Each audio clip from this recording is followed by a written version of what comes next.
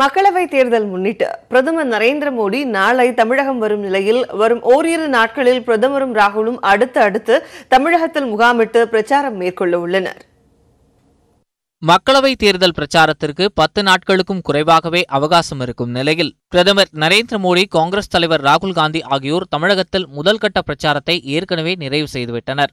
இந்நிலையில் 2ஆம் கட்ட பிரச்சாரத்திற்காக பிரதமர் நரேந்திர மோடி நாளை கோவை வரவுள்ளார். இரவு 7:45 மணியளவில் கொடிசியா மைதானத்தில் நடைபெறும் பொதுக்கூட்டத்தில் பாஜக வேட்பாளர் CP ராதாகிருஷ்ணனை ஆதரித்து பிரதமர் பேசுகிறார். 13ஆம் தேதி துணை முதலமைச்சர் O பன்னீர்செல்வம் மகன் ரவீந்திரநாத் குமார் போட்டியிடும் தேனி தொகுதியிலும் பிரதமர் நரேந்திர மோடி பிரச்சாரம் செய்கிறார். இதற்காக தேனி அருகே உள்ள ஆண்டிப்பட்டியில் விளக்கு என்ற இடத்தில் பிரம்மாண்ட பொதுக்கூட்டத்திற்கு ஏற்பாடு செய்யப்பட்டுள்ளது. அதே நாளில் ராமநாதபுரத்தில் நடைபெறும் பொதுக்கூட்டத்திலும் பிரதமர் நரேந்திர மோடி பங்கேற்க உள்ளார். தேனியில் பிரதமரின் பொதுக்கூட்டம் நடைபெறுவதற்கு ஒரு நாள் முன்பாக 12ஆம் தேதி ராகுல் காந்தியின் பிரச்சாரம் நடைபெறவுள்ளது. காங்கிரஸ் வேட்பாளர் EVKS இளங்கோவனுக்கு ஆதரவாக நடைபெறும் பிரச்சார கூட்டத்திற்காக தேனி நகர் பைபாஸ் ரோடு புது பஸ் நிலையம் செல்லும் சாலையில் பொதுக்கூட்டம் நடத்துவதற்கான இடம் தேர்வு செய்யப்பட்டுள்ளது.